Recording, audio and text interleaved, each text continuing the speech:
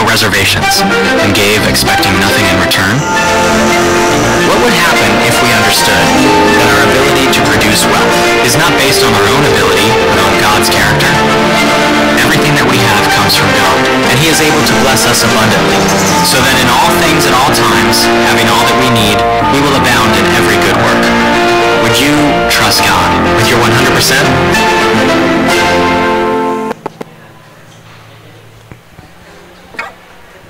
Yeah, good morning, church. By the way, my name is Jeric. So, one of the life group leader here in Life Church and Every Nation Church. So, tumayo po tayo lahat as we prepare ourselves to worship God today. So, yun, let me encourage you with this verse from Psalm chapter 62, verse 8. So, yan. Sabay-sabay po natin sabihin or basahin, sorry. Yan. Sabi dito, trust in Him at all times. O people, pour out your heart before Him. God is a refuge for us. So, church, as we worship God today, let us give our 100% to Him. Our trust in Him, not just for today, but at all times. Also, let us pour out our hearts before Him 100%. Because the God that we have is a God that brings security, protection, safety, and peace in our lives. Because God is a refuge for us. So, let us pray. Lord, thank you for this day, Lord God, na binigay nyo. Lord, give us love, Lord. Punuin mo yung heart namin ng love, Lord God, na mag-overflow to, Lord God, sa other people, Lord. Bring us life, Lord God. Holy Spirit, Lord God, come in this place, Lord God. And we just want to worship you, Lord God. And we are very excited, Lord God, to hear your word, Lord God, for today. Salamat, Lord, for this day. We bring back all the glory and praises in your name. In Jesus' name, we pray. Let's worship God today. Yeah.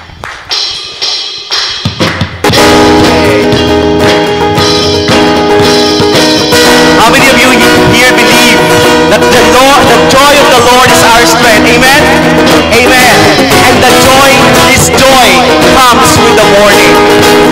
And this is the perfect timing that we can give our praise, our worship to our excellent God. Thank you, Lord.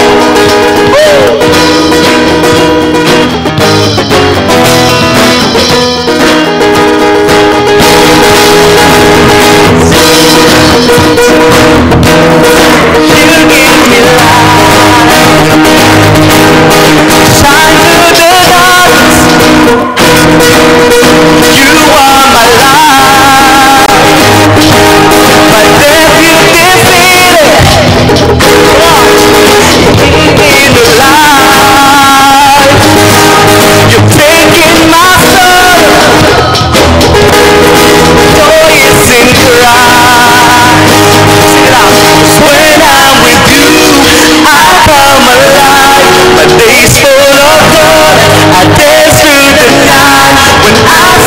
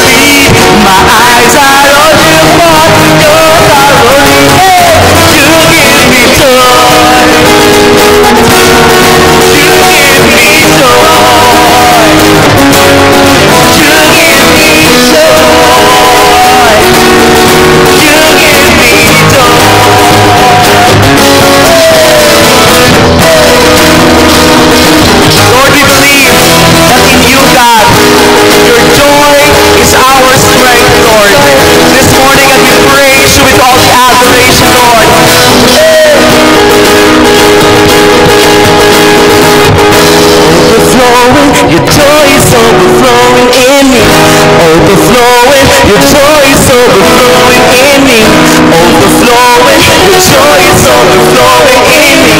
Overflowing, your joy is overflowing. Your joy is overflowing in me. Overflowing, your joy is overflowing in me.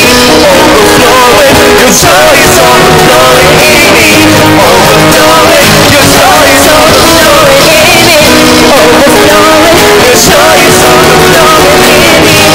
Overflowing, your joy is overflowing in me. Overflowing, your joy is overflowing in me. Overflowing, your joy is overflowing in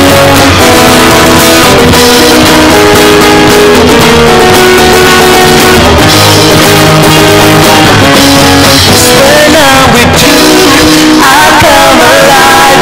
A taste full of color, I dance through the night. When I see you move, I follow your lead. My eyes are on you, and yours are on me. You give me joy. You give me joy. You give me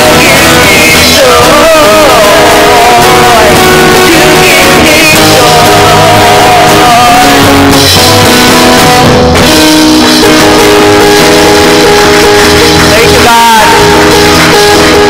Thank you, Lord.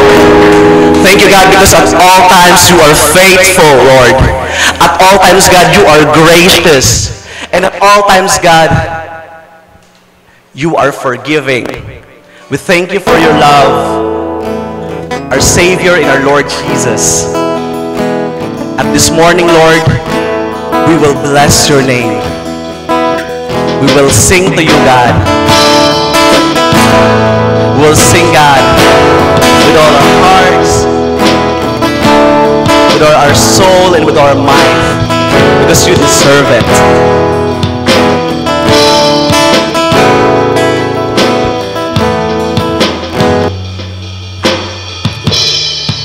In my weakest moments, in my darkest hour, you're the God who hears me when I'm crying out for help. When my faith is shaking and I'm all struck down, you're the God who sees me. You're the God who saves. Let's sing it out. I will bless the Lord. I will bless the Lord at all times.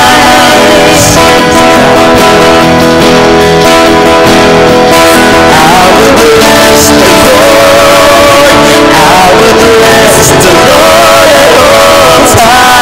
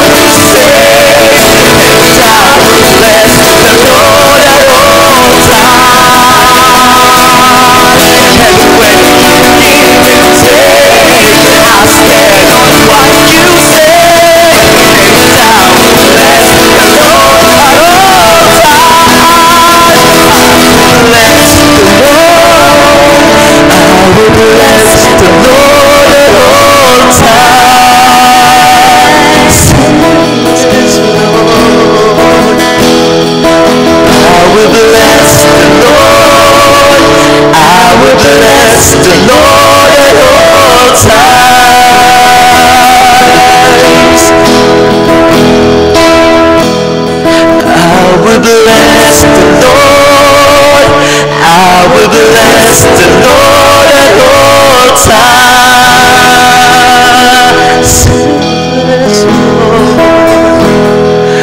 I will bless the Lord. I will bless the Lord at all times.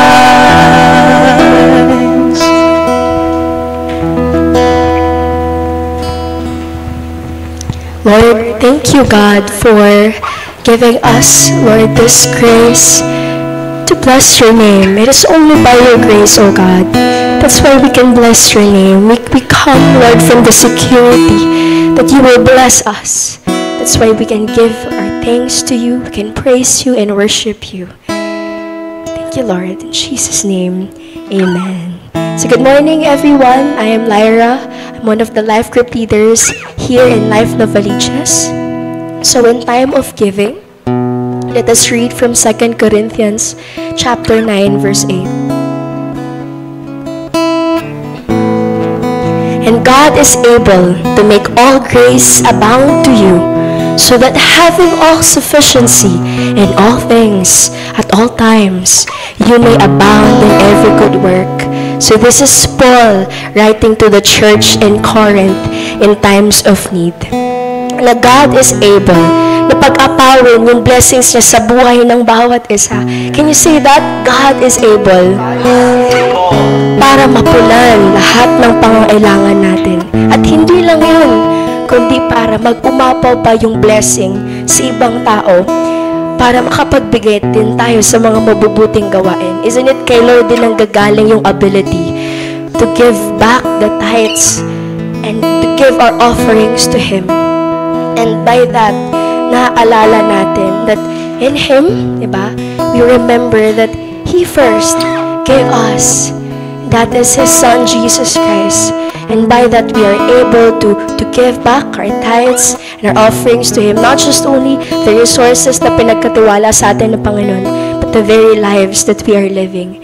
And by that, we would like to pray, and we would like to ask God, Lord, may give us the faith, Lord, to give sacrificially, katulad ng pagbibigay mo sa amin, Panginoon. May give us, Lord, the grace, O God, that your grace will be abounding, Lord, sa bawat isa, so that that overflowing love and grace that you have given us will be shared to our brothers and sisters as well. And Lord, may you give us the heart to worship you in spirit and in truth as we give back our tithes and offerings to you, Panginoon. Pray, Lord, na pag-apawin mo kami, Panginoon, ng pagmamahal mo at ng presensya mo sa araw-araw ng buhay namin. So that in all times, in good times and in bad times, we will bless your name, O God. Thank you, Lord. In Jesus' name we pray. Amen. Amen. Also, hindi lang tayo binibless ng Panginoon with the resources na in-entrust mo sa atin, but also the next generation. Why not let's pray for the next generation. Panginoon, maraming salamat po. Dahil ang greatest reward na meron kami is to steward, to shepherd the next generation. So Lord, bigyan niyo po kami ng grace to set an example to them, Lord, in loving you and living the life that you have given us with a purpose. Salamat, Lord. In Jesus' name we pray. Amen. By that, let's continue worshiping God through singing.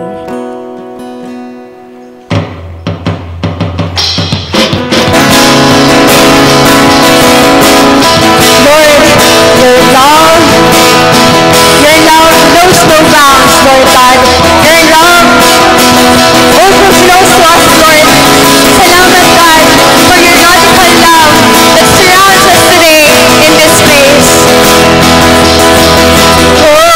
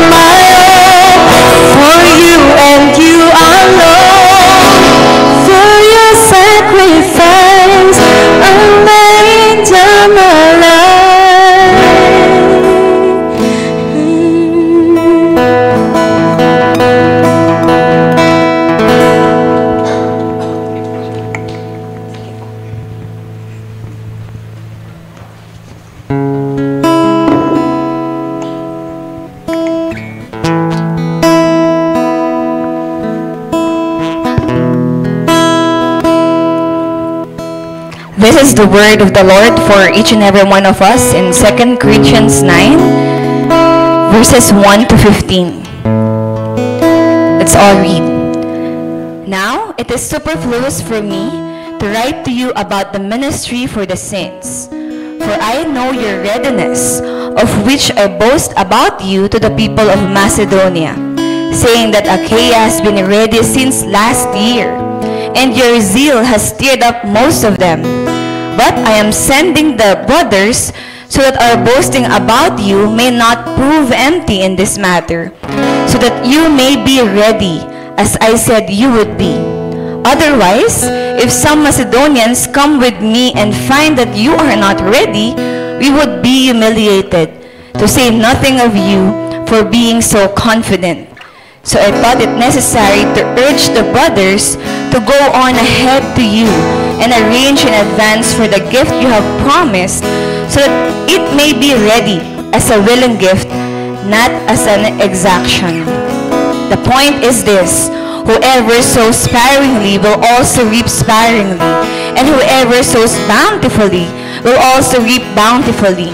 Each one must give as he has decided in his heart, not reluctantly or under compulsion, for God loves a cheerful giver.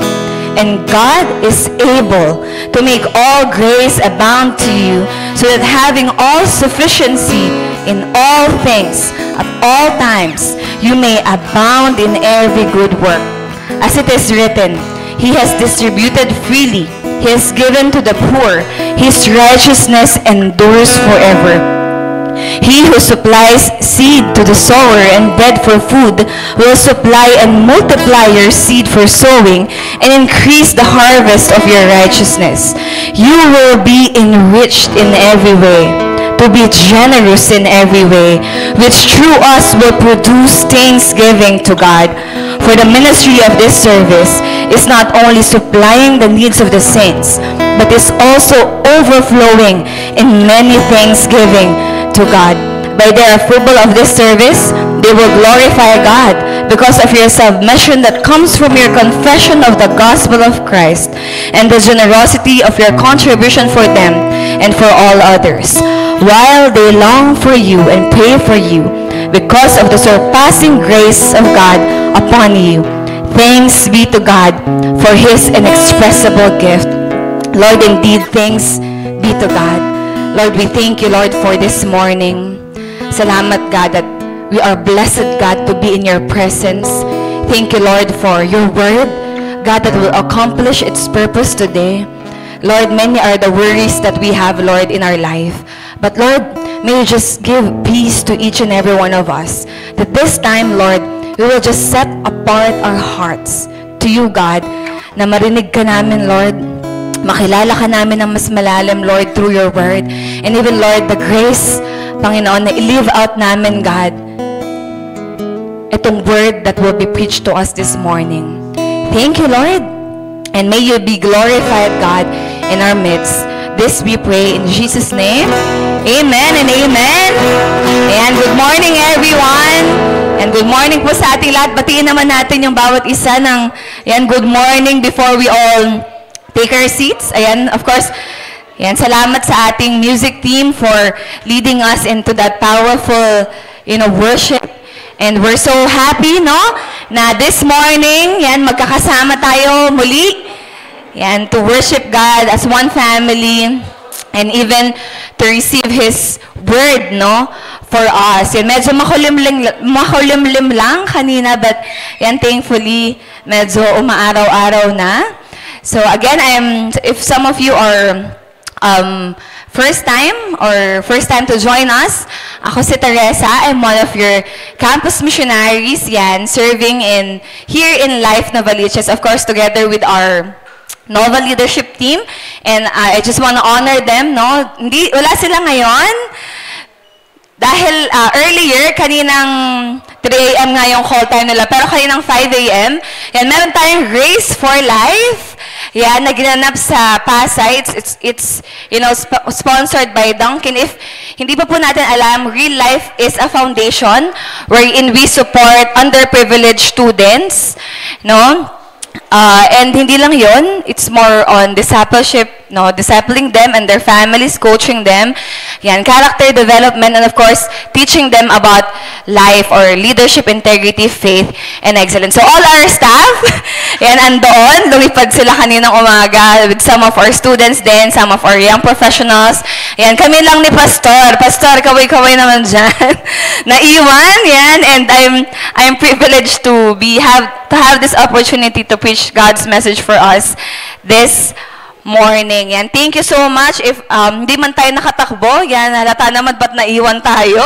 Hindi na kayang tumakbo, baka yan, si Pastor din. Pero thank you so much, no, sa lahat ng ating, I think there are around 7,500 runners. Imagine 7,500 yung gumising, you know, nag-register, tumakbo ng 1 km, 5 km, 3 km, 10 km. Grabe. Yan, just to support our real-life scholars. So thank you for your generosity, even as a church, no? We support our scholars. And we have our very own. Yan, meron tayong 10 yan, real-life scholars here in Nova Central. And real life is around, you know, the Philippines. Yan. Okay, and yesterday lang, some of the kaganapans yesterday, no, para isa tayong family na updated. We had our, of course, I'm proud of my husband, yan, he's here, he's serving with me. Yan, kasi yesterday, ay graduation na ating L113 second cohort. Ayan, meron po ba dito sa inyo? You belong to the second batch of L113. Of course, andito rin yung some of our first batch. If we don't know na L113, it's a training. I think 6 to 7 months sila nag-training to really have the basic theology. No, we study the Word together. Na importante na we don't just serve God and attend, but kinikilala natin kung sino yung God natin. That's why we can defend Him, we can share the gospel, and alam natin yung word. So these are, those, yan, men and women. At nakita niyo sila kanina dito sa harap, sumalang agad, di ba? Graduate lang, exhort ka agad, wala nang paibay. Fresh na fresh. Ayan, so congratulations, and we're believing for more, men and women, for all of us to really love the Word. Ayan. And yesterday then, yan, sa kinahapunan naman, we had our youth gathering. So we're doing this twice a month. Ayan. And ni-wrap up natin yung series na yan. Ano yun, M? Anong sign yan? Bagong Gen Z na ano yan, Tapos na-picture na, pinifigure out niya pa yung heart ba or... Ayan. So, thank you so much, for investing in the lives of the next generation. Thank you so much sa inyong generosity natin as a church, that all of us here are, kumbaga, it takes a community to raise the next generation. And we're so thankful for all of you, na nakakasama namin, serving the next gen, praying for them, discipling them, teaching them the Word. Yan, kain with them, di na mawala yan. And, yan, na-wrap up natin yung series natin, Waves and Winds. And also today, yan, we're also wrapping up our series 100%. Sabi natin 100%. Okay, hindi 99, hindi 98, 100%, yan. So, since God created everything, tignan mo nga yung katabi mo. Mukha bang siga? Siyempre, siga din nag-create dyan. Everything, literally everything na nakikita natin at hindi natin nakikita, God created everything. And so we know that everything belongs to God. The things that we have, the work that we have, the family that we have, mga karagatan, mga kabundukan, yung katabi mo, you yourself, we belong to God. And so everything belongs to God. And everything is for God. Now, God is teaching us that we set apart our lives, to Him, including our finances. So, if everything belongs to God, di ba sabi nga, chapter 2, alam niyo ba to? Ng 1-to-1, if Jesus is not the Lord of all, He is not the Lord. Naku, love, di mo alam. Joke lang. Hindi ka sumasagot. Joke lang. He is not the Lord of all. So if we say si God, that we honor God, not just our life, pag nagsaserve tayo kay God, pag nasa church tayo, no, our family, but even our finances, no, we have to set apart for Him. So the world is teaching us so many things, no, about finances. Paano pag magpayaman, di ba, payaman. Paano i-steward yung pera natin, paano tayo mag-invest, paano tayo mag-impok, how do we spend our money. But it's very important na it's the Bible. No, it's the Word of God.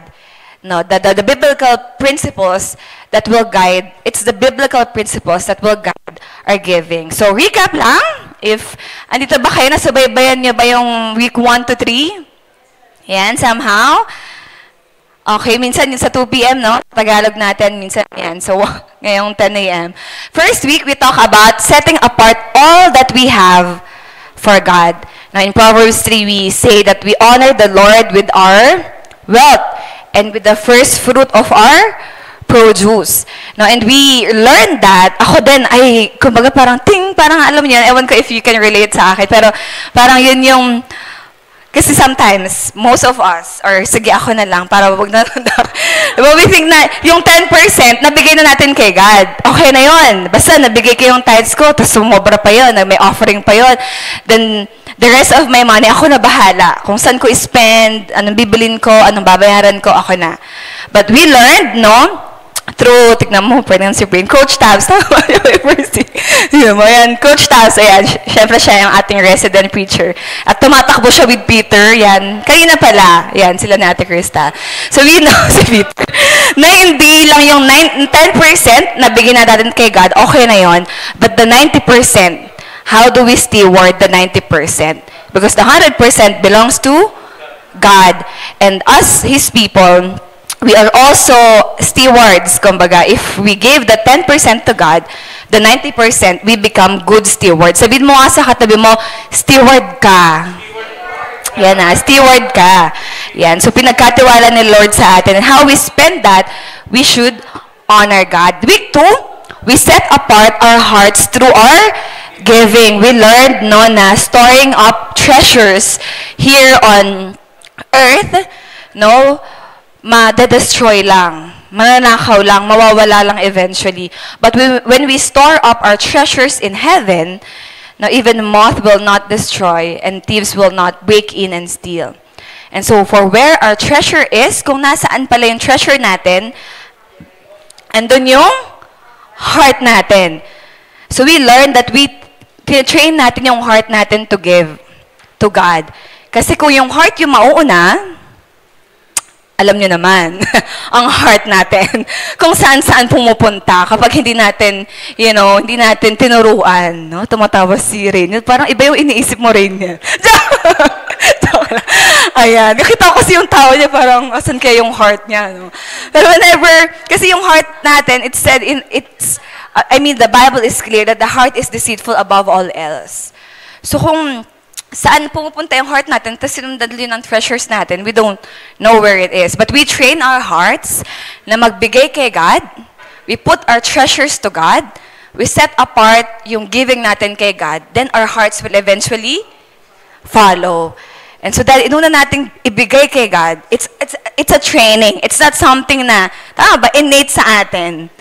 Diba? It's something na we kumbaga learn sa pag-journey natin kay God. And eventually, our hearts will follow. So we learn that we would set apart our hearts through giving. Now that we know that all of the things that we have is for God, and nalaman din natin na yung heart natin is now, hopefully, no, in the journey of setting our hearts to God, now we will learn how to set apart our finances. Yan, usapang yan, payaman.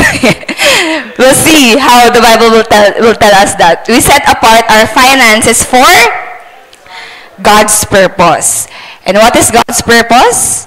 We will look at in 2 Corinthians 9, verses 1 to 15. So, a very brief background lang, medyo mahaba, no, binasa natin kanina. So, this is Paul, writing to the Corinthian church.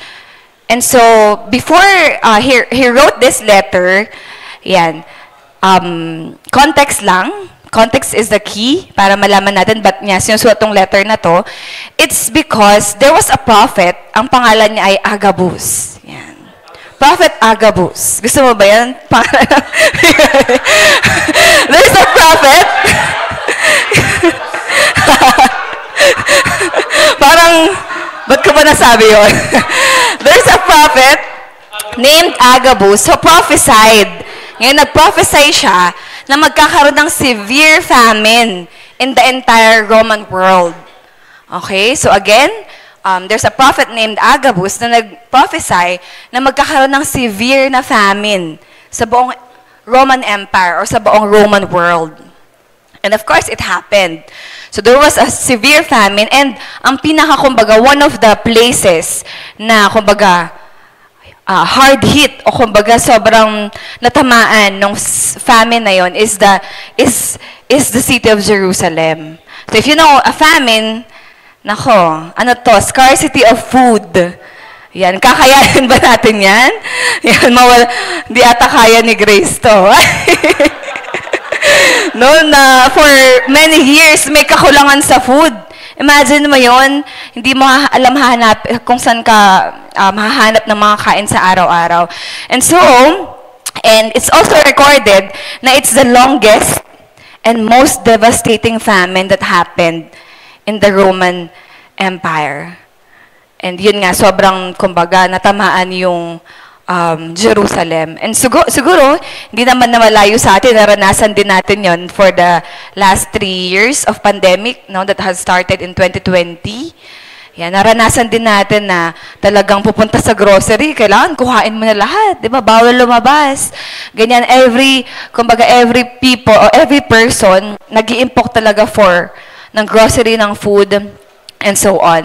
So here in 2 Corinthians 9, Paul is encouraging the church. Ito naman yung kagandahan. Nung nalaman nila yung nangyayari, the disciples, sabi sa Acts din, no, nung na-prophesy ngayon, the disciples were determined na tulungan yung mga tao in need. The people that are in need, who experience crisis because of famine. So, si Paul ngayon, nag-pledge siya sa mga churches. Yan, nagpunta-punta siya sa ibang churches.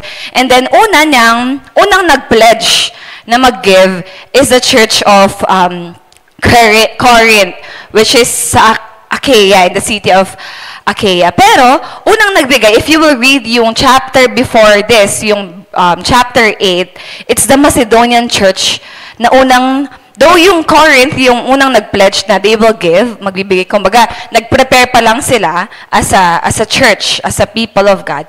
Pero yung Macedonian church, yung unang nagbigay. And you can see in chapter 8, sabi doon, grabe nga eh, ang sabi doon, even in severe test of affliction, even in extreme poverty, yung Macedonian church they overflowed in generosity on their part. Nag-gave sila according sa kakayahan nila and even beyond ng kaya nila. And there was abundance of joy.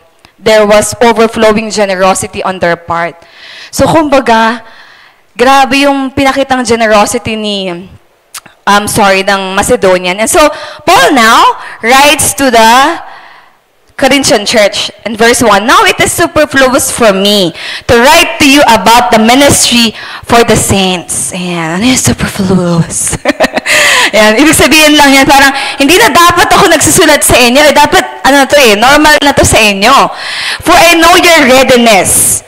Ayan, so si Paul pala, of which I boast about you to the people of Macedonia, saying that Achaia, or kung nasaan yung Church of Corinth, has been ready since last year, and your zeal has stirred up most of them. So ngayon, si Paul, palapit ang mamalaki na kung gaano ka generous yung church of Corinth sa Macedonia. Na ito din, di papatalo tong meron ba kayong ganong kaibigan, no? Ito, di papatalo din to. So, ganon yung, kumbaga, heart ni Paul, no, sa Corinth na, hindi rin kayo papatalo. Pinagmalaki ko kayo doon sa Church of Macedonia. Na yung ready na yung pag-give nyo, ready na yung offering nyo, ready na yung generosity nyo. 1 year! Sino dito pag meron kayong preparation, no, 1 year? Grabe, di ba? Na I just remember itong mga tumakbo, no? No, itong real life race, no, days nila yung preparation nila because preparation is the key. Kung tumakbo ka ng paggising mo lang, wala kang exercise, di ba? Parang hindi ko alam kung darating ka ng 5 steps lang baka, hindi kayanin. Pero we can see here, yung readiness na pinagmamalaki ni Paul in the church that they were ready last year pa. Yan, last year pa kayo ready, kaya wag niyo akong ipapahiya. Yan. So, ang ginawa niya, I am sending you the brothers. So, it was stated that it is his ministry partner, si Titus, and 2 more of his brothers na hindi na rin named, so that our boasting about you may not prove empty in this matter. So, that you may be ready, as I said you would be. Yan. Ready kayo Kailangan makita nila na ready kayo in giving. Otherwise, if some Macedonians come with me and find that you are not ready, yan, baka pagdating namin, lalabas pa lang kayo ng nagko-collect pa lang kayo. Yan, mapapahiya tayo niyan. That you are not ready, you would be humiliated to say nothing of you for being so confident. Naranasan nyo na ba na sobrang confident nyo sa isang tao? Bata ko to ano ko to, kaibigan ko to, kayang-kaya na yan. Tapos, isinalang na parang, nung sinalang na siya, parang gusto mo nang umalis. Parang gusto mo nang sabihin, ay, hindi ko na pala yan kakilala. Diba? So, yun yung heart ni Paul, na gusto niya, ready yung Corinth when they were being collected. So, I thought it necessary to urge the brothers to go on ahead to you. Yan. So, may pinauna na siya para mag-collect na, i-ready na yung kanilang generosity, and arrange in advance for the gift that you have promised, so that it may be ready as a willing gift, not as an exaction. Let's look at this. So, pinapunta niya sila Titus and the brothers to go on ahead of him, and we can see here, and arrange in advance for the gift that you have promised, so that it may be ready as a willing gift. Ganun pala ka-importante na when it comes to generosity, just, ako din, personally, I just learned from this kasi for the past years, I've been seeing this verse. If familiar ba kayo sa verse na to? God loves a cheerful giver, God is able, And the context, as we have, kumbaga siguro nakita na rin natin, the context of this passage is not about regular tithes and offering. Okay? Hindi to yung regular na nagbibigay tayo ng tithes and offering. It's about, there's a people in need, diba? There's a famine, and then nagpe-prepare yung church for generosity. And very important pala that we prepare the gift or generosity in advance. Bakit kaya importante yon? Naranasan nyo na ba sometimes nagbibigay lang tayo kasi meron tayong sobra? Uy, meron pang 20 dito, sige. Sa'yo na. Diba? Or minsan, nagbibigay lang tayo kasi na-bless tayo sa preaching. Uy, ang ganda ng preaching, parang na-encourage akong mag-give.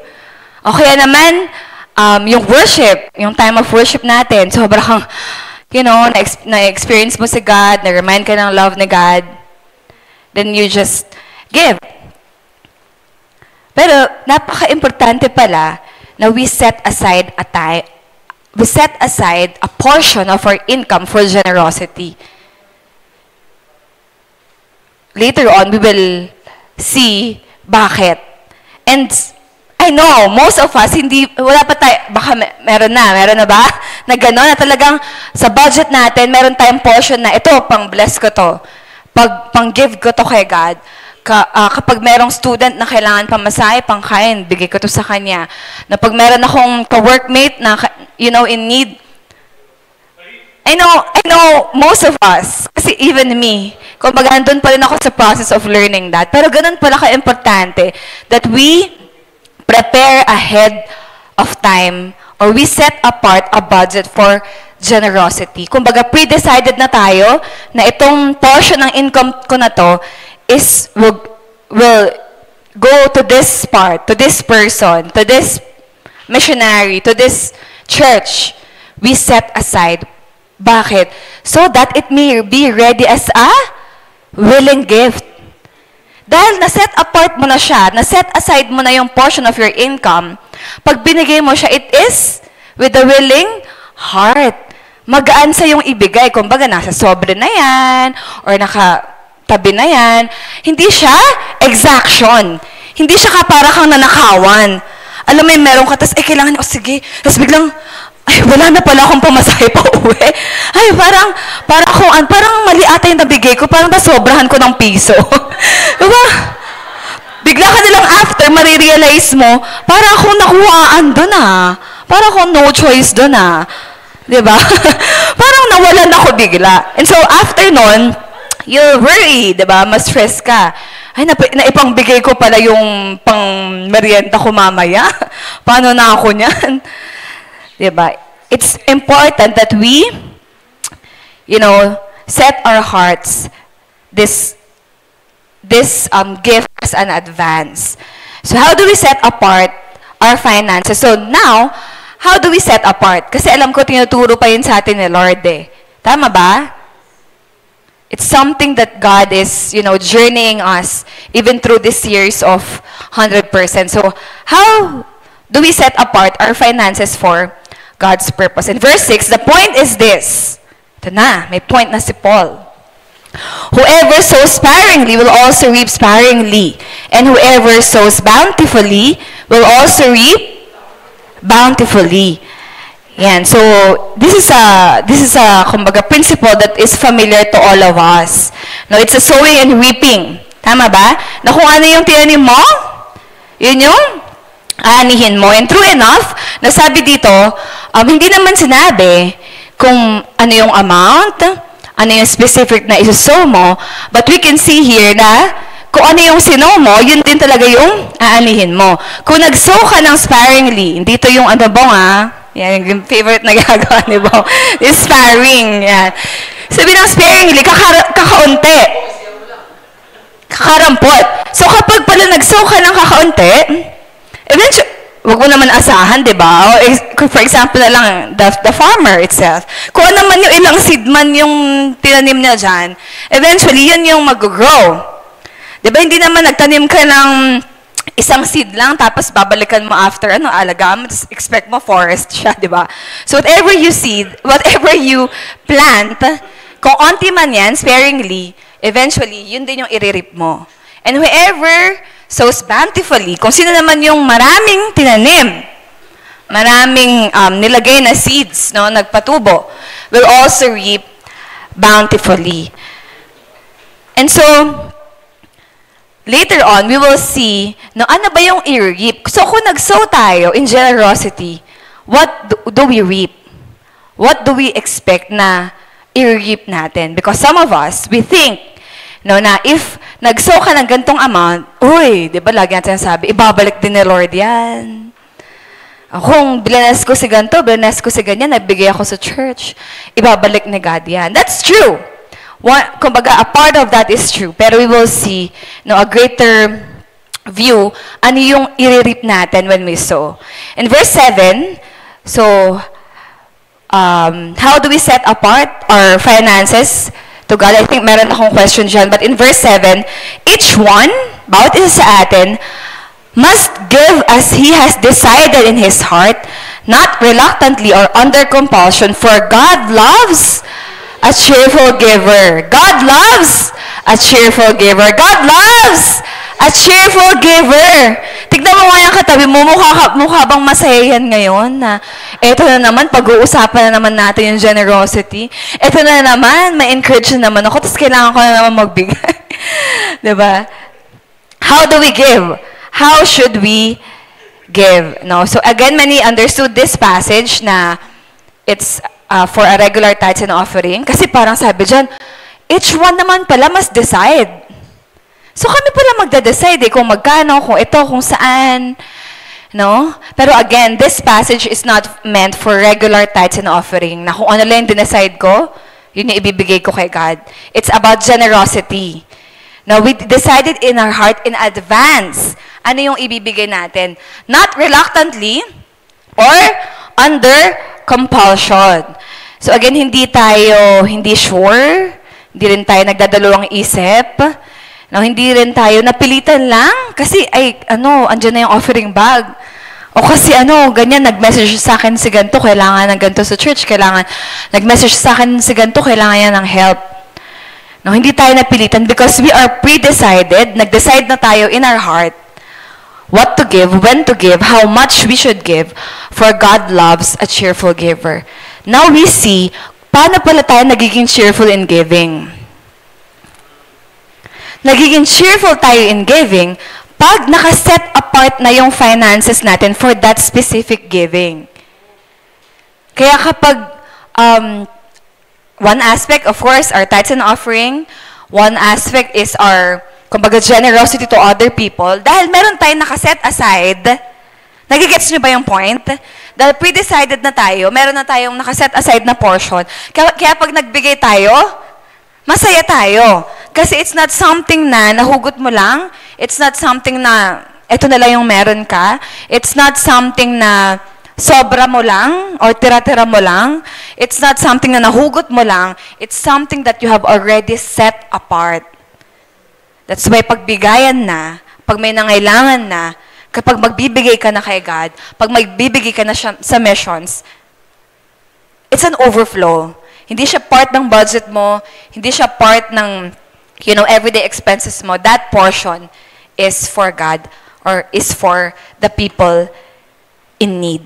That's why we are cheerful. And the passage would say, God loves a cheerful giver. Mahal ni God yung masayang magbigay. Bakit? Bakit? Kasi siya yung unang nagbigay eh. And sa pagbibigay natin, nagiging salamin. Nagiging kamukha niya tayo. Nag-reflect yung character ni God sa atin. And we are fulfilling, we are setting apart our finances for His purpose. So how should we give? So first, we give generously. Hopefully, as a church, we are generous in giving. Giving our finances, in giving our time, in giving our effort, in giving to the people in need. And sabi dito, just to show you, there are 5 research-backed benefits of generosity on how it enhances our quality of life. So there was a research, yan, meron tayo dyan, yung in-state yung generosity. Ayan, so there was a research, what giving as a lifestyle can do for your health, happiness, and more. So meron palang benefit, no? Yung pagiging generous, or if you are a generous person, makikita mo na to, ano yung mga effects sa'yo. Ngayon kung medyo lalanta-lanta tayo dyan. Okay, so we'll see, sabi to, generosity makes us healthy. Totoo ba? Yan, check na tayo, healthy ba? Yan, because chronic high blood pressure kills millions every year. But one study found generosity actually reduced blood pressure. As much as medicine and exercise. Kapag generous ka, somehow, yung heart mo, meron pala yung direct impact na nare-reduce nun yung pagiging high blood natin. Hindi tayo lagi na problema sa kulang tayo.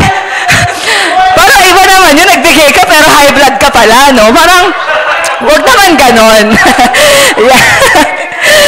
So whenever we give pala, in any forms, there is a direct impact sa ating heart na it lowers our blood pressure. Kasi di ba pag, on the other side, kapag ikaw ay laging problemado sa pera, lagi kang, stress, di ba? Na-stress ka naramdaman ko din yan. Naramdaman natin lahat yan.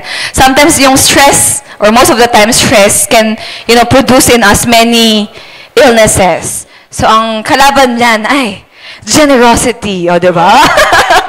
Next one, generosity makes us happy. O diba? Yung mga taong mapagbigay, masayahin. Giving our time and money to others give us an emotional boost. Yan. Di ba napapansin niyo mga tao mapagbigay, masayahin sila. Kaya kung may malungkot dito. Di ba kasi pag malungkot ka, katulad nung sabi kanina, magkaripot ka, hindi ka makapagbigay. Yan. Di ba pag lagi mo lang iniisip yung own needs mo, yung own bills mo, yan, paano kaya magpayaman, yan. And sometimes yung work natin consumes us. That's why, hindi tayo nagiging masaya. Pero when we give, Yan, when we are generous, it makes us happy. Kasi we're thinking of other people. Pag nakita natin, ng mga nanay natin, makita ko lang kayong kumakain. Di ba, tita? Makita ko lang kayong kumain. Yan, masaya na ako. Ganon. You know, there's an attitude of happiness. And also, generosity lowers our stress. Yan, sabi ko nga kanina, no, studies would show na stress-free, hindi naman stress-free, lower nga yung stress ng mga taong mapagbigay. And generosity also improves our relationships. Yan, di ba? Pag meron kang nakitang friend mo, yan, or kahit hindi nga, ako, personally, pag may mga nakikita ko, minsan pag kumakain nga lang tayo doon after ng service, and shout out kay Tita Ayen, yan, sa laging masarap na food. Yan, sobrang saan kayo makakakita ng ganong amount ng food tapos healthy and masarap, no? And minsan, nakikita ko lang, alam mo, may mga paglalaki na yung mga kasama mo, di ba? Mga gutom pa yan. So, may isang kanin lang dun sa gitnang natira, no? O sige, sa'yo na yan, sa'yo na yan. Nagbibigayan sila, imbes na, you know, kainin na lang nila yon, magpabusog na lang. Yan, ibibigay sa, sa estudyante. Kasi meron to yung mga yung mga hindi nakapangalan sa kanila, kinukuha.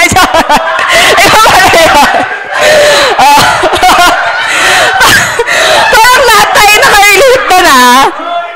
Joke lang. Hindi. Ayun naman yung generosity ng mga hindi kakain. Ibibigay na lang sa mga iba.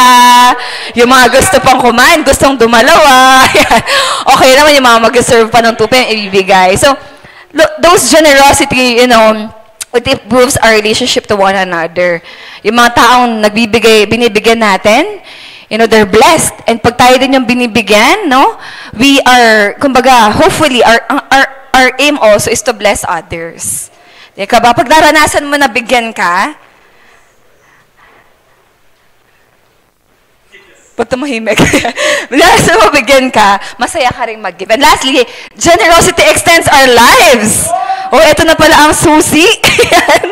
Studies would also show na mas mahaba yung buhay ng mga taong nagbibigay. Alam nyo na, kailangan mahaba ng buhay. Generosity extends our lives. So God wants us to give generously, hindi lang dahil of the things that we would receive na maging masaya tayo, extend yung life natin, but primarily because it honors God. We are being like God. And also, generosity, God wants us to be cheerful. Yan. So, a manner of our giving is cheerfully. So, we've already expounded that. Paano tayo nagiging cheerful at masaya when we give? Kasi we already pre-decided in our heart. We set apart this portion, this finance, this time, this effort for a specific purpose or even mission or a person or people or family, lalo na, that God entrusted to us. So a manner of giving that the Word is teaching us is to give generously and then give cheerfully. And so now, if tayo ay mag-give,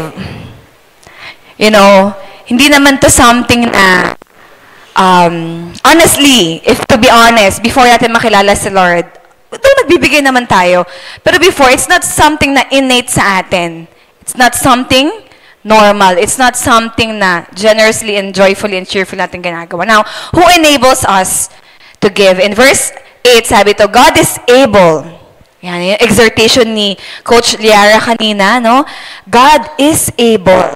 It is God who sustains us. Or, God is able to make all grace abound to you, so having all sufficiency in all things, at all times, you may abound in every good work. So, bakit natin kaya mag-give generously and cheerfully? Because we have a God who is able. When you say able, kaya ni God. Walang hindi kayang ibigay si God.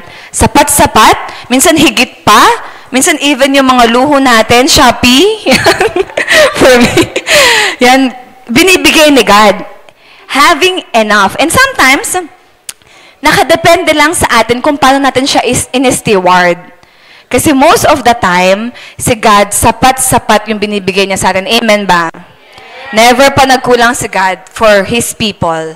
Laging sapat, minsan, madalas, sobra pa. But how do we steward those things? No? If you love someone, diba? The first thing na we do is we give. Magkaakibat yun, hindi pwedeng mahal mo tapos hindi mo mabigyan ng ano, 'di ba, ng food or ng time. When you love, you give. Ayaw natin, like for example for my husband. Pag yan nasa work, tapos sasabihin niya, ito yung kinain ko, nagtusok-tusok ako doon, ng kwek-kwek, fishball, yan, nilibre ako ni Gerald, ganyan. So ako parang, okay. Gusto ko lagi na paglutuan siya na masarap. Sumagot ka, oh.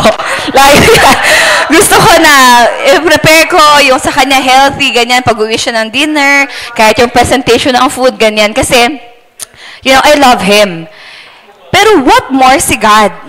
What more si God sa atin? Ayaw niya ng putyo-putyo lang, ayaw niya ng mema lang. Sorry Lord sa mga over terms. Pero He wants the best for us, that we may abound in every good work. Yun pala yung purpose.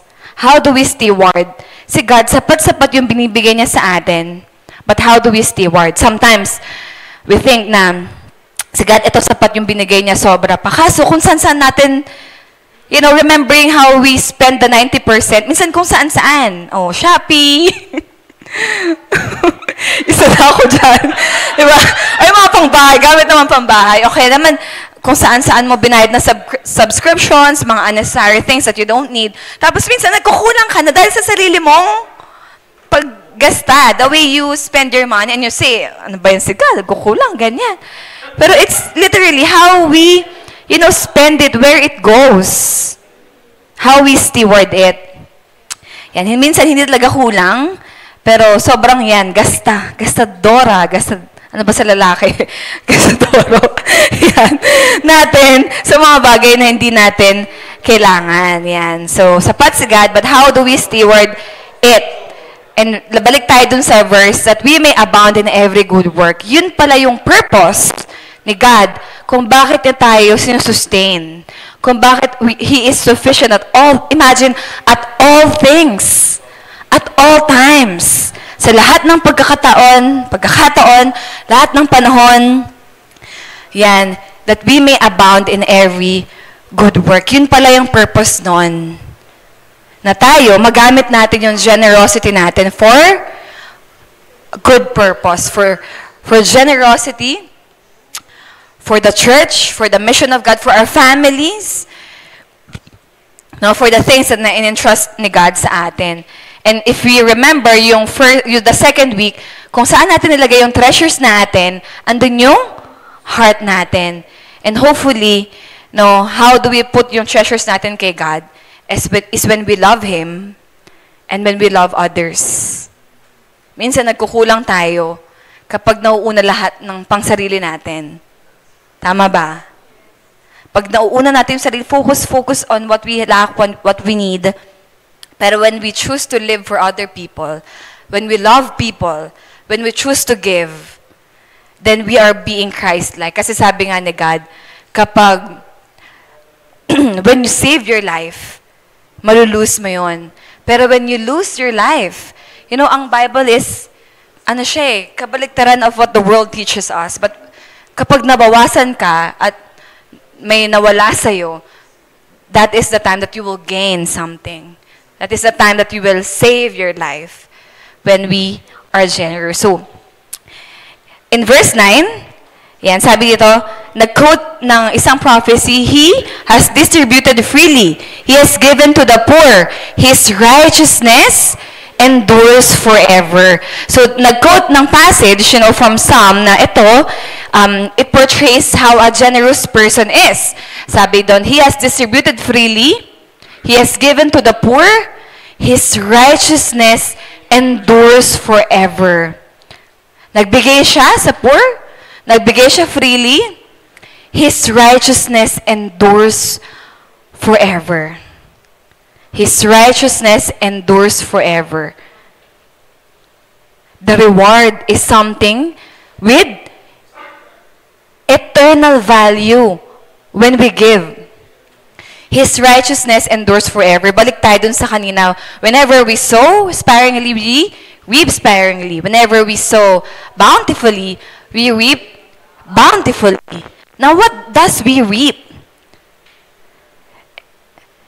And most of the time, hindi ito, pag nagbigay ka, 10,000, babalik sa'yo, 20,000. Pag nagbigay ka ng 500 sa nangangailangan sa estudyante, babalik din yan sa akin. That's for sure.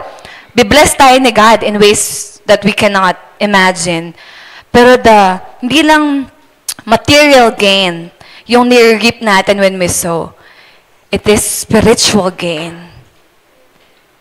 It is something na may eternal na value or reward natin kay Lord. Kaya nga we store up treasures not on earth, na mawawala lang, pero we store up treasures in heaven.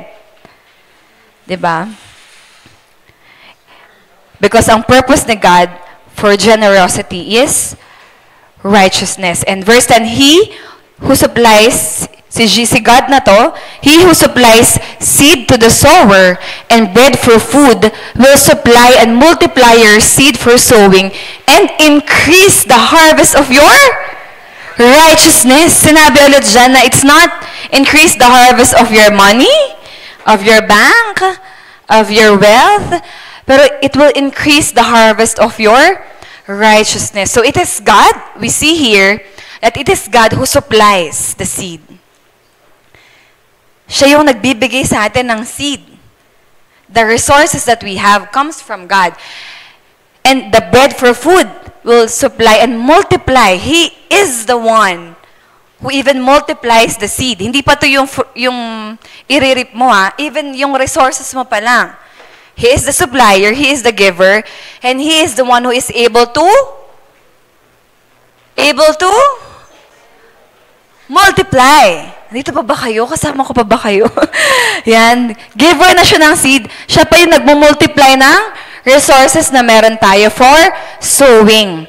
And even He is the one who increases. Imagine mo yun. Everything really, comes from God. The supply, the multiply.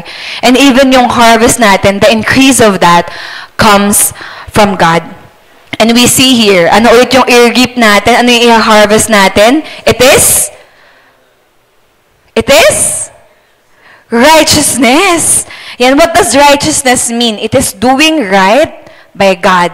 By God's perspective, by God's standard, righteous tayo. Nagiging matuwid yung heart natin towards God. Hindi lang material, yung balik nun sa atin, but also spiritual. Hindi lang financial, but shalom. Can we say shalom?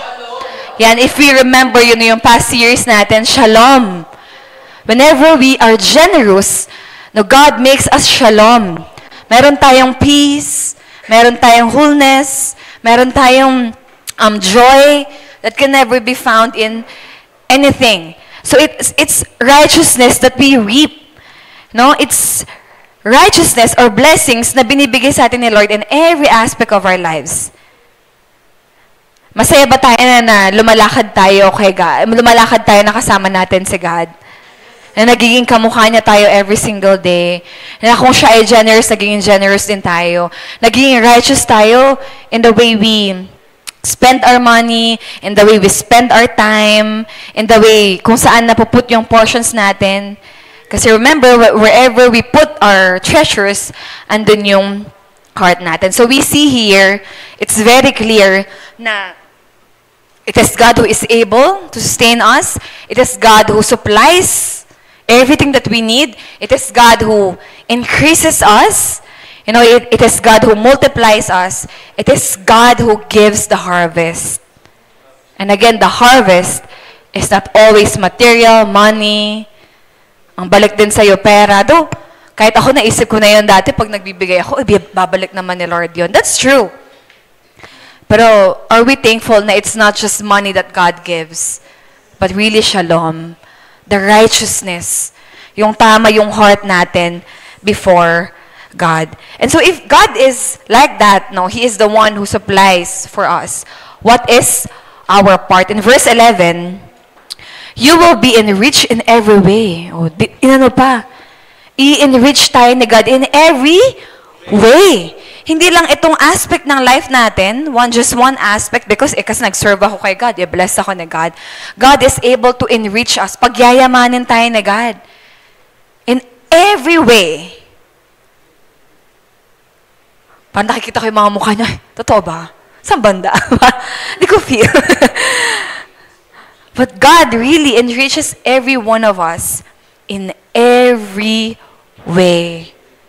Pinagyayaman tayo ni God. Pagyayamanin tayo ni God. Para saan? To be what?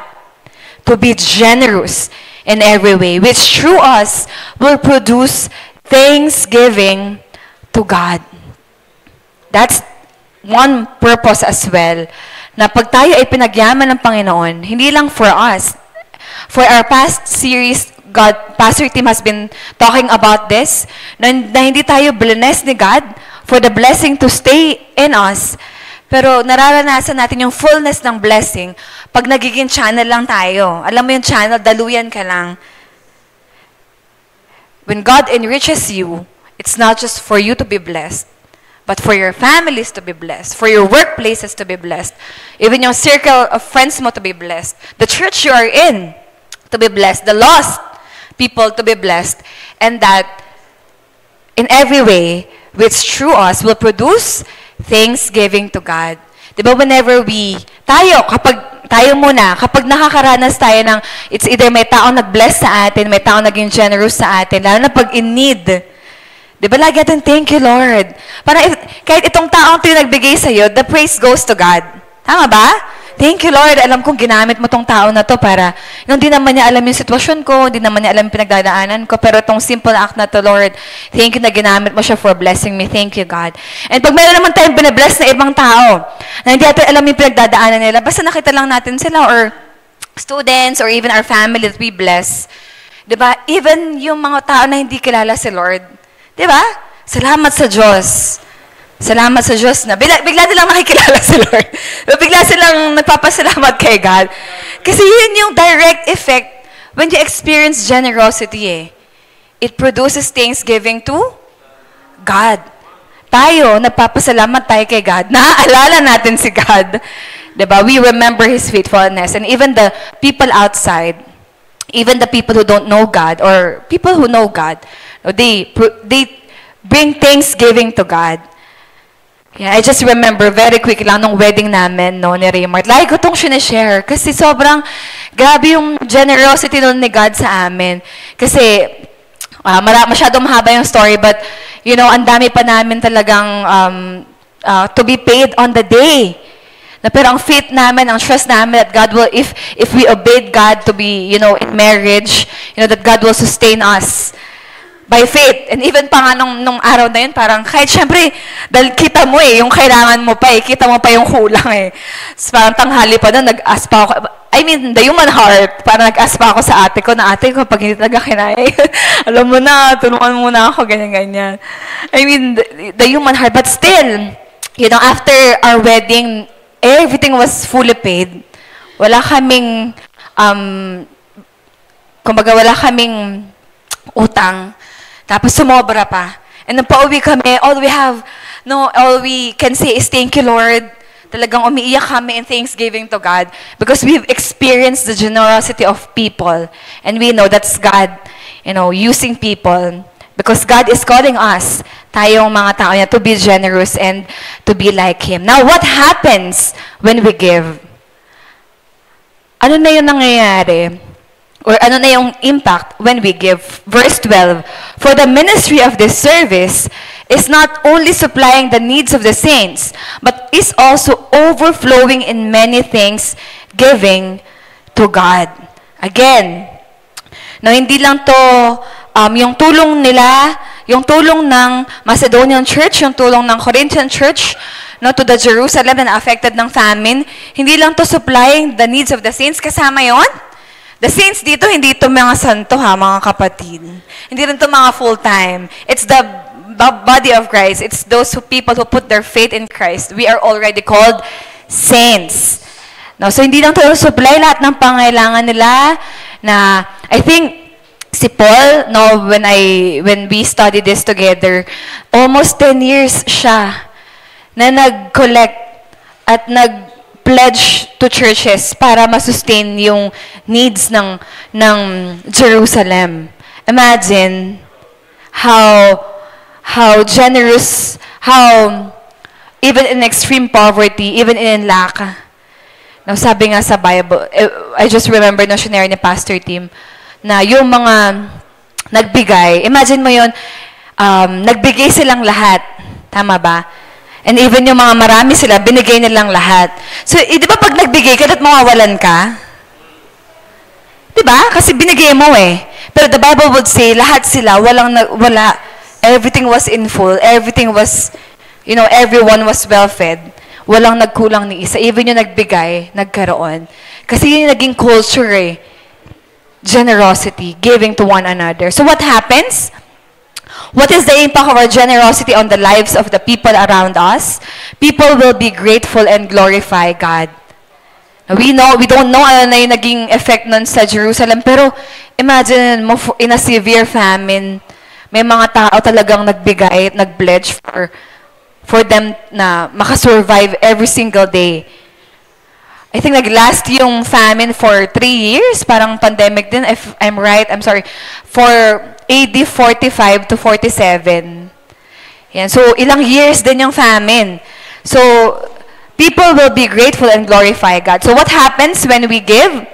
Yan, sabi dito, God will multiply our seed for sowing. Mabilis ko lang sabihin, God will increase the harvest of our righteousness. God will supply the needs of the saints.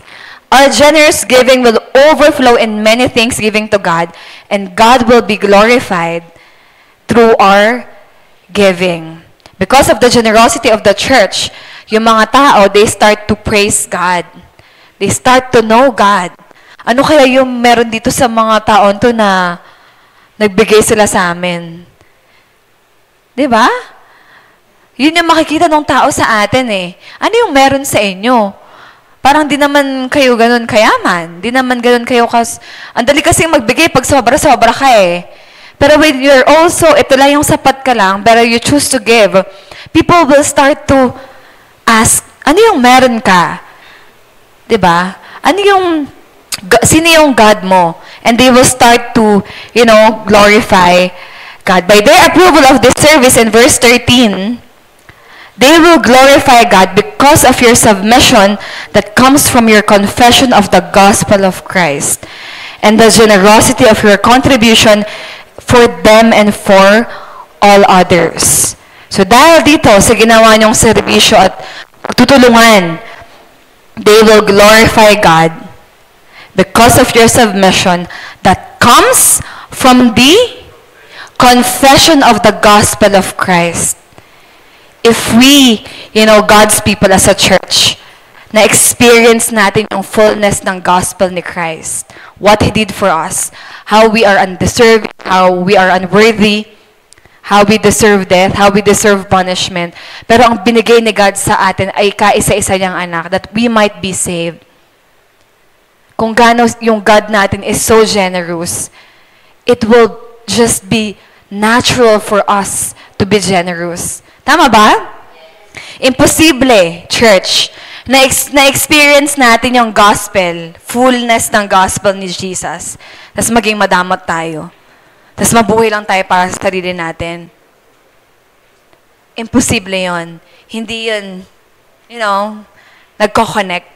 Because when we experience the gospel, it causes us to be generous. And when we are generous to other people, people will glorify God. People will thank God. People will know God. And even people will encounter God through us. Ano yung mga ginagawa natin na nag-i-impact on other people? Ano yung generosity natin as a church? Ako personally, growing up in this church, ay napunta ako sa life, 15 years old ako. Ngayon, 16 na ako. 1 year lang. Yan, 29 na ako for 14 years. Buntis na, 16. Sorry naman. Mali yung joke. memo lang, nakalimutan na. Parang mali ka. 16 ka lang. Bakit? Diba? I came to know Christ 15 years old. So I was just, third year high school in Deparo. And then growing up in this church, I can fully testify how generous Life Nova is. Na lumaki ako with a broken family, lumaki ako na marami rin akong kakulangan. But I just think, hindi ko na maisa-isa, but this church has become my family, na may mga bahay na naging bahay ko na rin, may mga tatay at nanay na naging tatay at nanay ko na rin, may mga taong tumulong sa akin personally sa pag-aaral ko, yan sa mga times na talagang, down na ako as a student or even na nag-work na ako. There are so many circumstances in my life that wala na sana ako. Baka 16 nga ako. I pregnant na.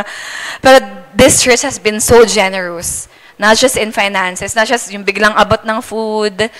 Yeah, not just in, spiritual. Of course, most of that, yun yung important.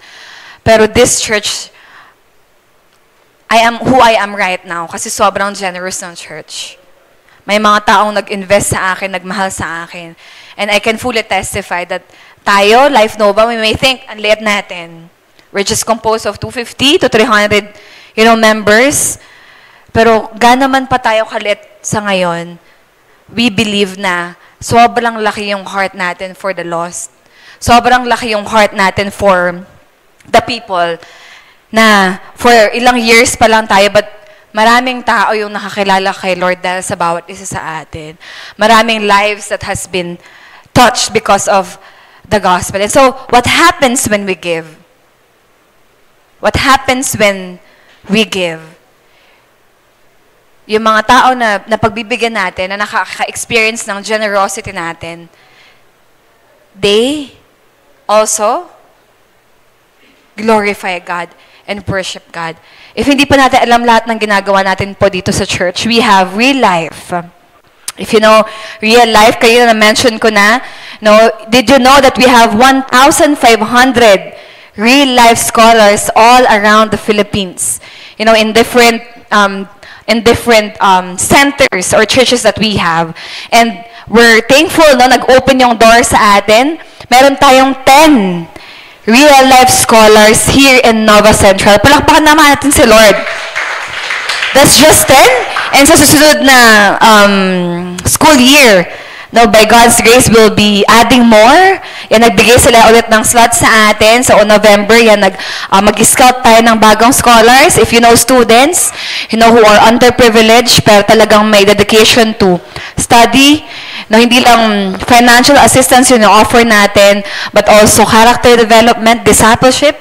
Makikita nyo dito, their families are with them. Maraming testimonies, even si Sile, how his parents were reconciled, yan, through the discipleship. Yan, sila Pastor Henry, Tita Clea. Imagine mo yun, giving finances is one thing, pero having a family na nabuo, because of this foundation is, another thing. And hindi lang yung we know that when we reach a student, we reach a family. 10 pa lang yung meron sa atin sa Nova Central, but maiiyak kayo pag ang daming stories of how Real Life touched the life of students, kung paano napatapon na yung life nila. Alam mo yun, wala na silang kinabukasan. And now they're they're engineers, they're doctors, they're teachers, they're mothers and their fathers because of Real Life. I hope that our generosity extends to these underprivileged youth, that we learn to be generous in every way, and we know that God will enrich us. Next one is we have our expansion fund. We're believing for a new center, a bigger location. Not for us na maging famous na, para lang maraming parking, but for many lives to be saved. Agree? Yes? That God will give us a land of our own, a center of our own, kung saan hindi na tayo hiwalay na yung 10 a.m. at 2 p.m. Minsan hindi na nagkakamit. Kasi family tayo eh. Pero we're gonna worship in one center all together with our families. And we're believing na marami pang kabataan, pamilya, ang makakilala sa Panginoon. Pagiging generous sa mga church members natin. Simpleng paglibre lang dyan ng taho, ng mangga. Di ba, minsan nalapit lang ako dyan, ay, thank you, di ba, nakakatanggap ka ng mangga. Di ba, or may makikita ka na kapatid mo in faith or someone na walang pamasahe, hindi pa kumakain. You know, it's a culture of generosity that we build. Even in the small things. Pagbigay ng kanin, kahit gusto mo pa, di ba, Josh? Kahit gutom ka pa. Kaso may estudyante na, you know, walang pambili ng extra kanin, kaya ibibigay mo na lang sa kanya. No? Sa own family natin, sa bahay natin, how we serve our family, how we are generous to them, how we, you know, give time to them. No, kapag, ewan ko kung may culture pa na ganito, pero yung mga magkakapitbahay, nagbibigayan ng anong ulam mo dyan? O, sige, exchange tayo, di ba? Palitan tayo ng ulam, sis! So, yan, kapag may mga meeting, magdadala ng food, magdadala ng ulam for everyone. In a society, in a world where it's easy na to put yourself first, to feed yourself first, na unahin mo yung sarili mo, na ibibigay ko pa ba to para na lang sa... In a world like that, we choose to be generous. Sa mga nasalanta ng bagyo, we have, lagi tayo may relief operations. I always love, ewan ko, ang ganda lang kasi pagkakakuha ng picture. Si Jeric ata, yun, no? Si Aiseline yan, some of our L113 second cohort. And marami pa tayo mga naging napagdaan ng bagyo. Na ang Pilipino, masaya yan. Kahit may bagyo, nagtutulungan tayo. No, we chip in, we contribute. Nag-grocery tayo, nagpapak tayo na in a season na bagyo-bagyo, parang unahin mo na yung sarili mo, di ba? I-secure mo na lang sarili mo, bahay ka na lang, umuulan. Pero, you know, as a church, every time na may mga calamities, we, you know, initiate relief operations, not just to give grocery bags that will just sustain for a week, but really preaching the gospel, na nagiging open door yun for these families to receive Christ. And marami pa. We have one faithful volunteer here in the church na may pinagdaan ng sakit. And as a church, you know, mga leaders natin na initiated that we contributed, no, nag-ambag-ambagan for this faithful volunteer to be, you know, checked up para sa mga medicines niya. Yun yung heart natin as a church, that we help one another. Even our missionaries, our campus missionaries, us, yung mga pastors natin, most of us, 90% of us, you know, di kami sumasahod, hindi tayo sumasahod na 15, 30 or what. There are people, our ministry partners, and some of you are, who give, who pray with us, who send us to the missions field, for us to be able to reach students, to reach families, no? May mga ministry partners tayo na pwede naman, you know, and sometimes it's not just giving on a monthly basis, it's praying for them, you know, it's supporting them, it's even referring, you know, our workmates, diba, na mag-support in the ministry, in our campus ministry, in our church planting, you know, in our Cavite church plant, no? That was planted, yung planting dyan started years and years ago. When few of our, volunteers pupunta doon, week in, week out, monthly, and eventually after years, it became a church. Because people saw in this church, people went there, people discipled, you know, the community there, may give para meron silang venue. Every discipleship day, may nag-support kay Coach Anna. You know, it's the generosity of our church. That's why may mga faces dyan of students and families na nakikilala si God. Because of our generous hearts. Our outreach in Valenzuela, you know, this is not yet a church plant, pero we see fruits of students coming to know Christ. Na I just recall kasi some of us talaga are going there. May mga nagbibigay ng biglang, pang life group nyo to. O sasama kami dyan. O pag-pray namin kayo. O kami na yung mag-disciple kay ganito, kay ganyan. There are people giving There are people extending. There are people who are generous. You guys. That's why we can have, minsan, pag-attend sila, ang layo kasi ng Valenzuela dito, dahil wala pa tayong church doon. Pero there are people, young professionals, us church, bibigyan ng pamasahe o ambag-ambagan para makapunta sila, makauwi sila, may maghahatid, may magsusundo. Just for, yes, these students, these people to know God. And so, ako personally, whenever I go and whenever we do missions, and sometimes kami na yun nandun, pero maraming tao na nagbigay, maraming tao that have prayed for us, maraming nag-abot na, pang life group nyo to, pang kaya nyo to, pamasahe to ng mga bata. And pinagpapay yung mga kabataan doon. Not just in Valenzuela, but, all of us here, we are contributing, we are, giving our gifts so that many more people will come to know God. Our Iloilo Church, yung Iloilo Church natin, nakapunta na ako doon way back 2018. Tama ba, JM? Yan, magkasama kami nila M, 2020. Yan, we already saw yung church natin doon, kung paano attend yung mga tao doon sa taas ng bundok, doon sa baba. Dalawang churches natin doon sa Labigan, sa Igres. And you will see how genuine people are there. Hindi sila sobrang mayaman, wala silang mga sasakyan, wala silang mga magagamit gamit. Even yung worship center natin doon are very simple. Pero makikita mo yung presence ni God doon. And even our church as Novaliches, we partner with them. May mga tao that are partnering with our Iloilo Church, sa mga pastors natin. If you know Pastor Kathy, meron tayong picture dyan, yung mama ni CJ, she's already a widow. And siya yung nag-lead ng ating widows ministry in Iloilo. Yung mga nanay kananayan doon, na naiwanan na ng asawa nila there, she is the one leading the women there. And if you know Pastor Mar, yung kanyang asawa, na nag-work sa Taiwan, hindi yan si Pastor Mar. Kapatid na yan ni CJ. Nagtrabaho siya sa Taiwan, nag-invest talaga siya para magkaroon ng own land yung Iloilo. And in working in Taiwan, nagkaroon siya ng sakit kasi sa chemicals na na-absorb niya. But even there, yung lahat ng na-impok niya at naipon niya, yun yung seed, kaya meron tayong sariling land natin sa Iloilo. That's why hindi nag-rent doon kahit yung facilities, pero meron tayong sariling center because someone, gave his life, invested for our church in Iloilo.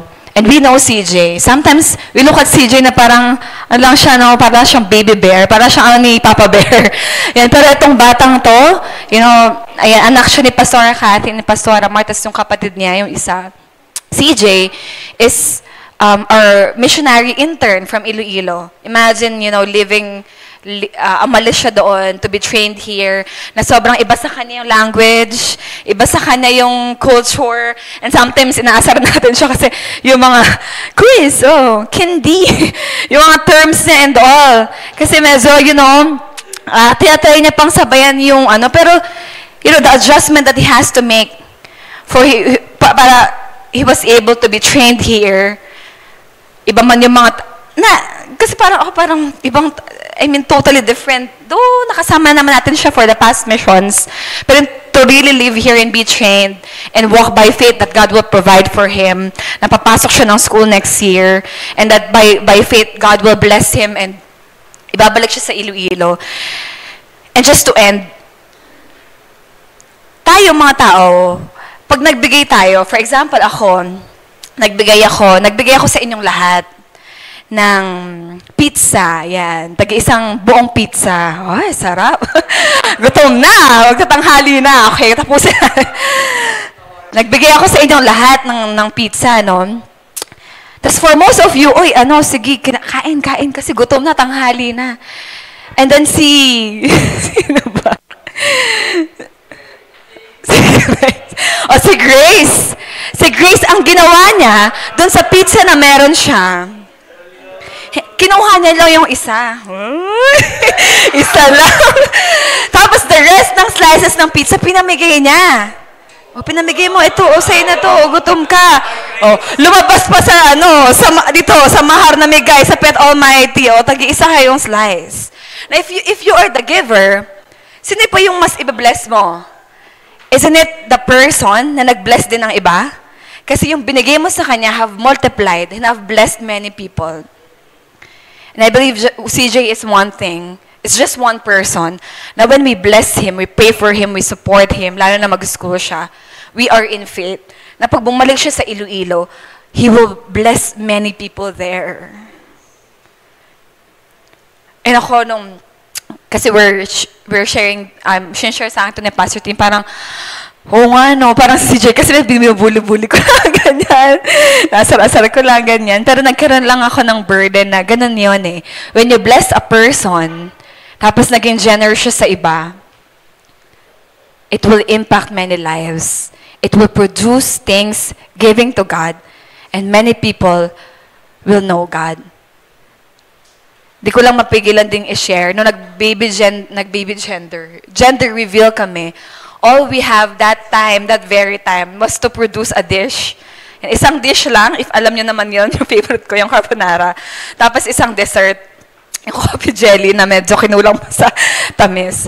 That very moment, gusto naming i-celebrate yung, we were having a baby boy.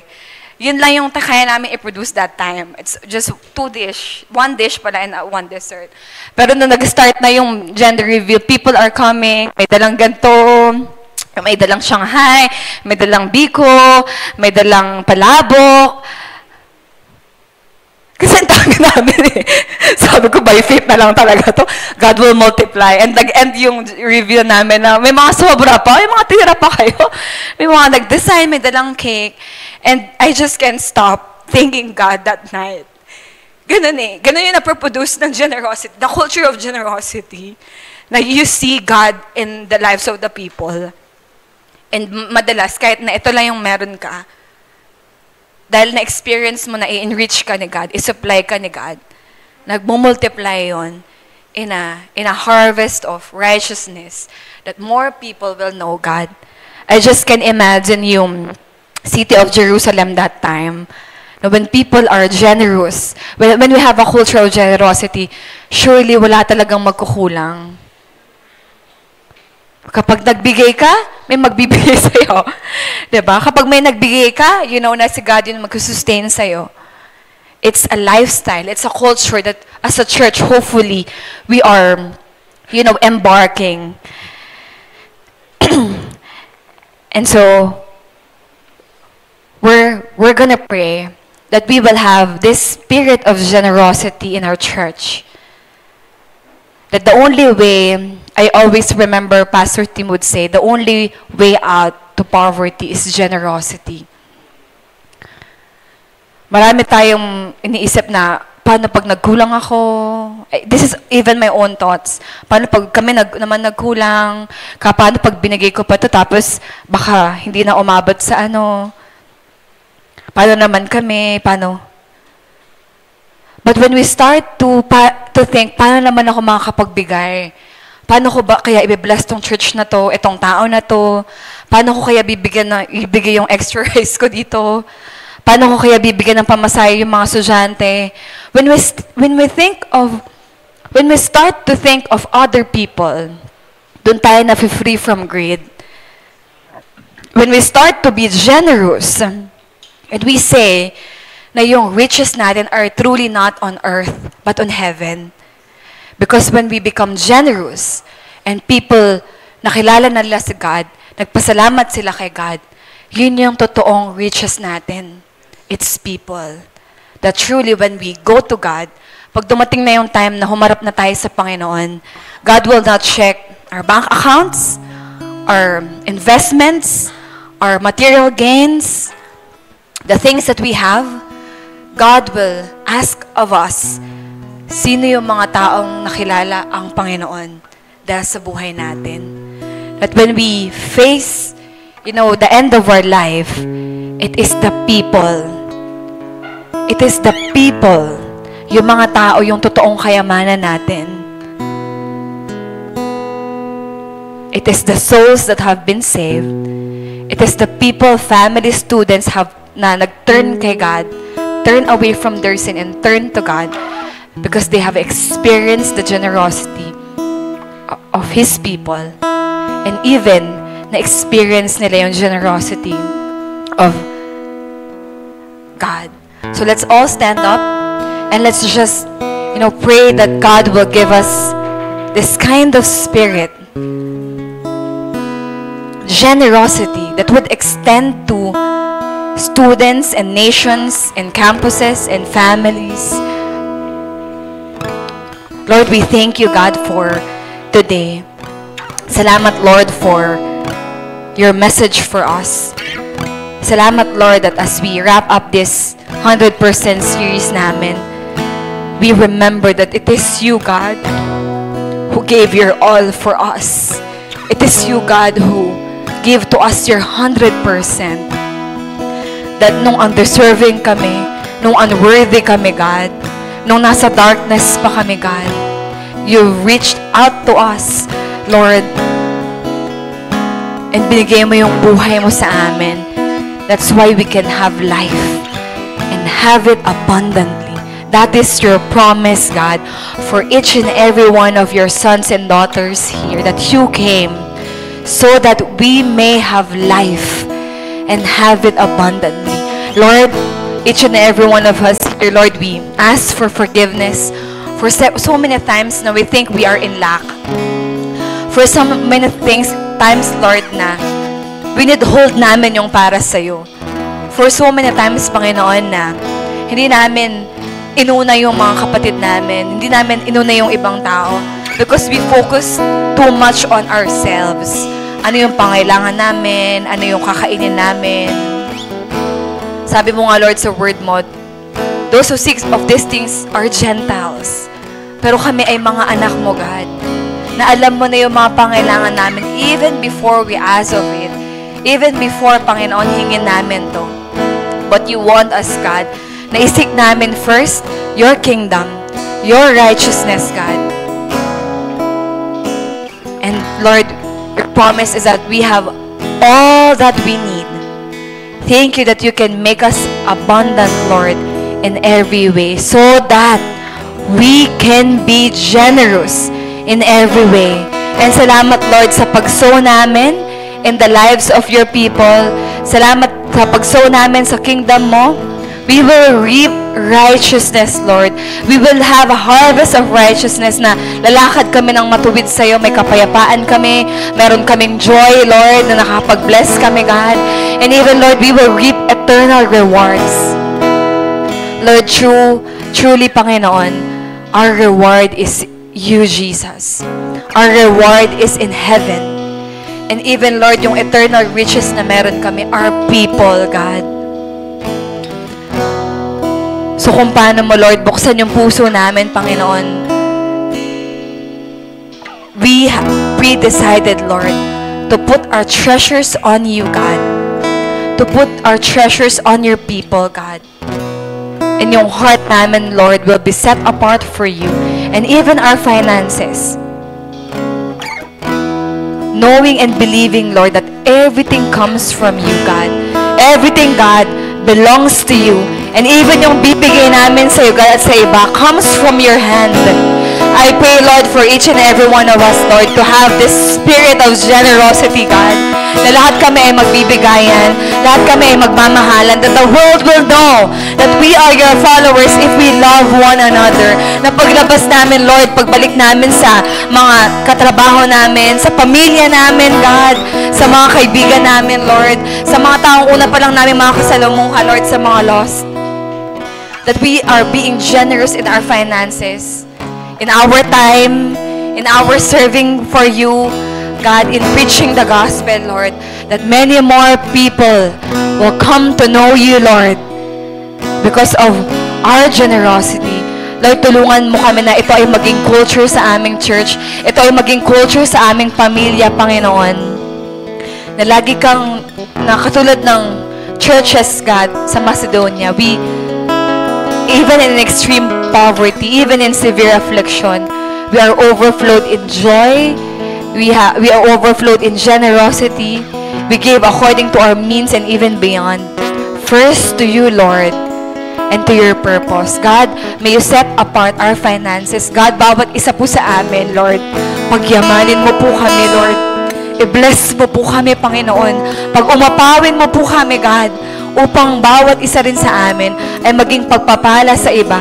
At yung mga magbe-bless namin, magbe-bless ng iba, magbe-bless ng iba, magbe-bless ng iba. And the world will know you, God. And the world will thank you and praise you and know you, Lord, through our lives. God, we thank you for your radical love for each and every one of us. Thank you for this kind of generosity na binigay mo yung buhay mo, God. That's why we can have life to the full. And we say, all of us here, Lord, our life is yours. God, our heart is yours. Our finances, Panginoon, ay sa'yo, Panginoon. Help us, Lord, that as you live for us, as you died and lived for us, Lord, we will also live for you and your purposes.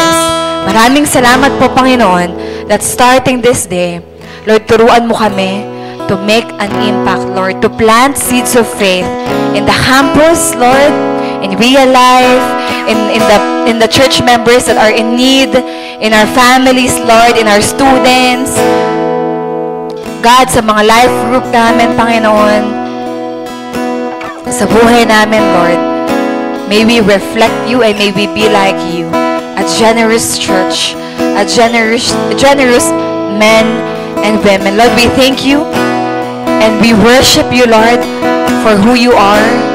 Lord, again, God, we say, Lord, take our lives, take our hearts, Lord.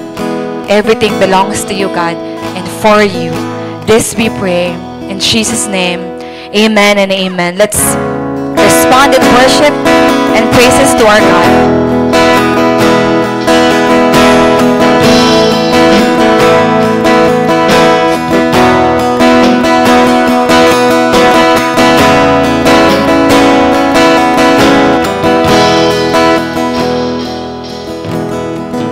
I'm giving up my all for you and you alone. For your sacrifice, I'm laying down my life. I'm giving up my all for you and you alone. For your sacrifice, I'm laying down my life.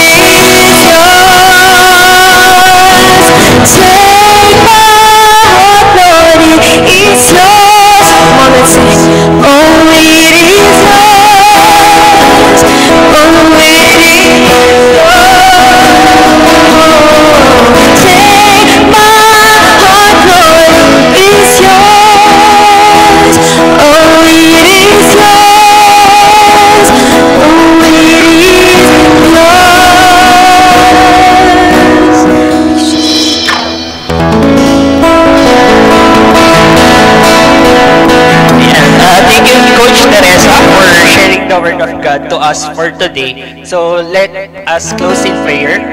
Lord, thank you for this day, Lord God.